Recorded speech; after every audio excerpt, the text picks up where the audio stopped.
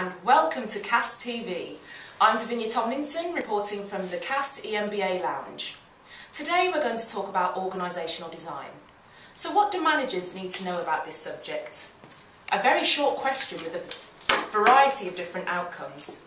What this short film is intended to do is give you the necessary nuts and bolts so that when you are in that situation and your CEO is eyeing up the chap next door for promotion, you'll be able to swoop in and steal the show. What's that, I hear you ask? Yes, don't worry, even if your organisation has a matrix design. Now I'll walk you through some areas that you really ought to consider. The first scenario is vertical efficiency-based systems. These are fantastic, but naturally also have their downsides. They allow a high degree of accuracy and efficiency in response to systems which require tight controls and processes. Let's look at our first scenario. The place is John Roth Royal Infirmary. The setting, theatre during a life-saving operation. See how effectively the team work together. BP 12080, Pulse OX 100. Scalpel! Which one? I bought two new ones.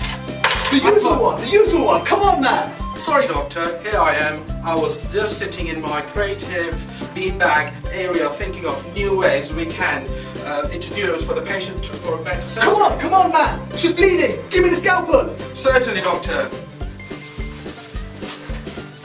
Oh no! I cut an artery! Suction man! Suction man! Oh well, I thought I would try the hanger spirit. This is chaos! We're in a hospital, not some Silicon Valley hippie commune. What we need is structure, order, hierarchy. We need people to know what they're doing at all times and to be completely reliable. We need doctors giving direction and nurses following them, sometimes even preempting them. Everyone needs to know what they're doing within a tight and organised framework. A man's life is on the line. Now, let's try it again, but within a vertical and mechanised framework this time. Pressure 12080, pulses 100%. Scalpel! Scalpel. I'm now going to make the insertion. On my mark, ready. Ready. Suction! I've got suction ready doctor. Ready. Ready. Now I'm going to cut the artery. Ready. Cut! Ready. Now let's finish quickly. Just a second doctor, just checking the vital signs. Blood pressure seems to be down. Okay, go for the stitches. Stitches. Ready. And so on and so on, and the operation is a raging success. Why? Because everyone knew what they were doing and there was little flexibility around it. They were not supposed to be developing a learning environment, nothing of the sort. No, what they needed was an efficient environment which would allow the natural hierarchy and authority to thrive. For the doctor to get his job done quickly and effectively with low margin for error and mistakes, because in such a specialised environment you need a superb degree of accuracy and scalability, which is of utmost importance. The downside of this, however, is that there's little flexibility for learning and developing. So if the team, or indeed a company, wanted to grow and evolve outside of this situation, then they might want to look at some of the techniques we'll describe in the next scenario, outside the theatre of course. Well done, Lord Mayor John Roth Royal Infirmary. Another life saved. You owe forward for that one.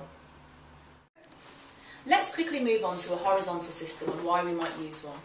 A horizontal system is what we would use in a learning environment.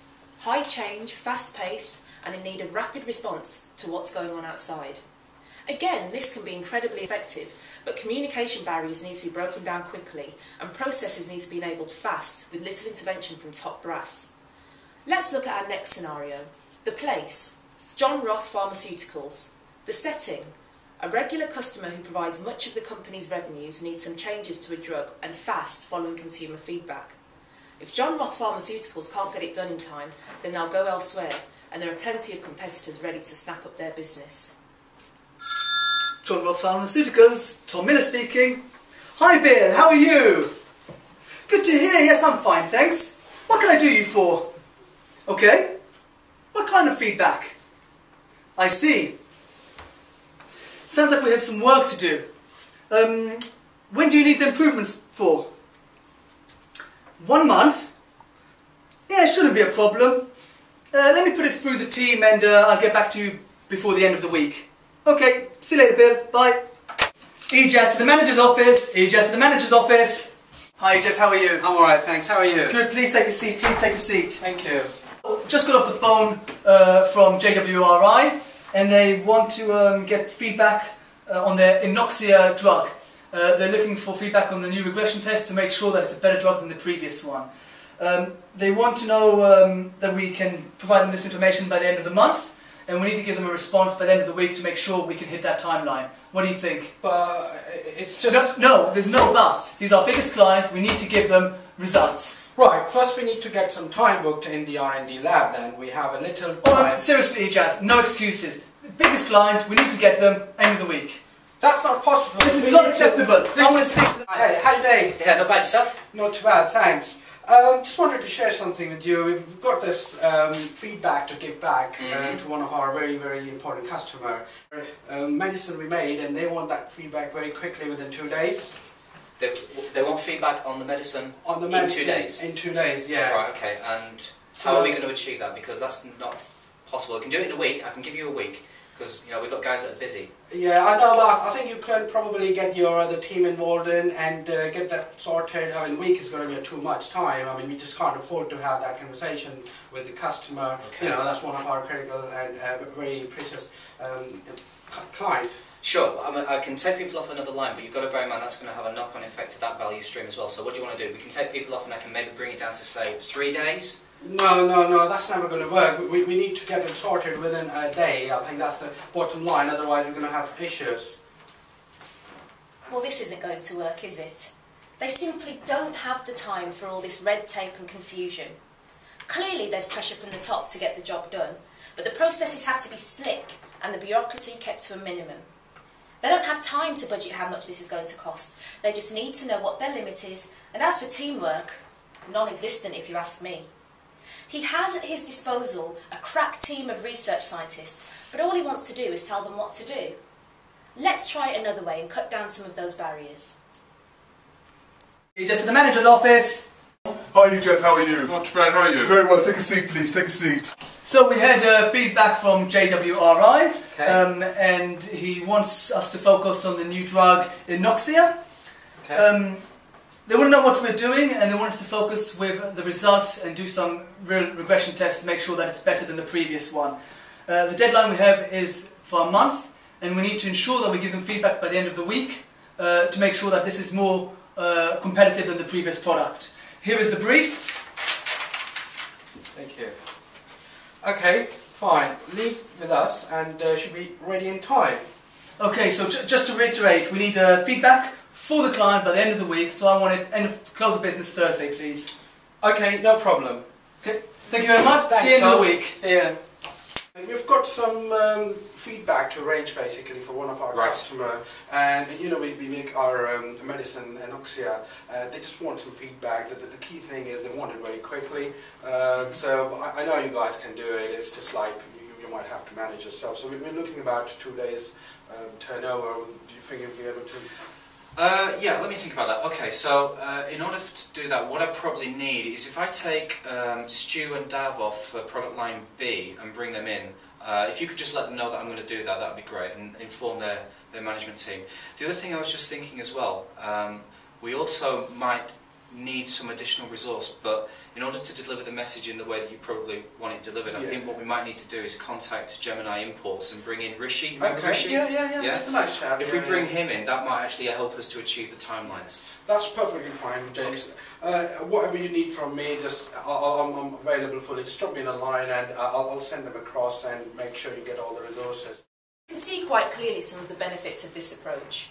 The flexibility, the fluidity of staff across different teams, the free exchange of ideas, and also the empowerment of staff in terms of making their own decisions.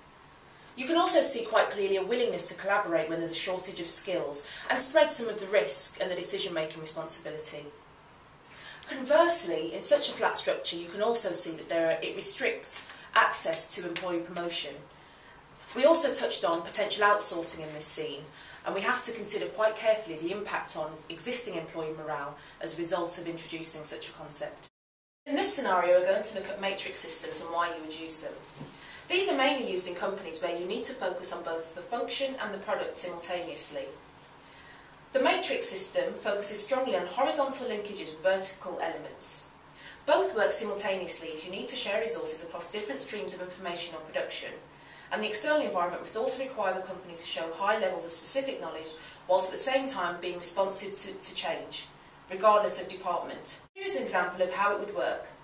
Let's move over to the poor old science teacher and the head of science at John Roth Comprehensive, incidentally the same school where most of the workforce for John Roth Royal Infirmary and John Roth Pharmaceuticals hail from. Uncanny. I'm having a few problems preparing the lesson for this coming term. I'm trying to work out what the best way to do it, considering we've had really excellent exam results, and the feedback from the students was saying that the lessons were delivered excellently last year. Well, based on the feedback and the exam results last year, we should keep things consistent. Well, you see, that's the problem I'm trying to wrestle with at the moment, because I've just seen the email from the headmaster, and he's basically saying that we need to make some structural changes to the curriculum in order to build in the feedback from the county council. I just don't know which is the right way to go. Tom, I finished the updates to the timetable, and I think I've managed to capture the key elements that we need to accommodate the increased emphasis on languages, but I do have a concern about the imbalance we've now got with the science practicals. I really think we should discuss this with the head of year. No, we shouldn't. We really shouldn't. Oh, hi there. Do you think that we should... Should what? Well, Tom and I were just discussing our thoughts on how to accommodate the new requirements from the county council and the curriculum with regard to languages, but we're just trying to get the right balance between that and science. Impossible. We're already struggling with the time, that there's not enough time for the languages, Right. so that's not going to be happening. No, we can't. We had good results. We can't take resources away and put on languages. Well, something needs to be done to accommodate all these changes, because we need to speak with the head of languages as well to accommodate these. Well, we'll have to find a compromise between all of us. And the discussion continues. They'll agree eventually. In this scenario, there was a high expectancy for change coupled with delivery of highly specific products or knowledge, in this case the level of teaching given to the students. We can clearly see that overall the headmaster controlled the show, and then there were two clear authorities at work in the shape of the head of year and head of science. What is fantastic about this structure is you can achieve the coordination needed to achieve the dual demands as well as sharing resources across different lines or streams. You can also make frequent changes and tackle complex decisions in an unstable environment, and it works really well where there are multiple products, or in this case subjects. The downsides? Well, ask the poor teacher. I'm sure he doesn't know who to follow. The team members in different authorities need excellent interpersonal skills along with training, and as you can see in this scenario, conflict is so frequent that so many meetings would be necessary to make sure these are resolved. Then there is the obvious power struggle, and there is always a balance to maintain. In reality, you may end up with some authorities taking more of a lead than others. Well, that's organisational design in a nutshell. Now, what you have to remember is that no one size fits all, and it's best to look at what your individual requirements are, not just for the company overall, but for all levels within the organisation. You may find at some levels a purely vertical chain is necessary, and in others a matrix system is the only way that tasks can be completed. If this is the case, you'll move further along the scale to a hybrid structure where certain approaches are tailored to meet specific strategic needs. This means you get the best of each situation and you manage to avoid some of the weaknesses we describe in the scenarios that we discussed earlier. You can now consider yourselves competent designers of any organisational design. Well done. Thank you for watching CAST TV. I'm Davinia Tomlinson. Goodbye.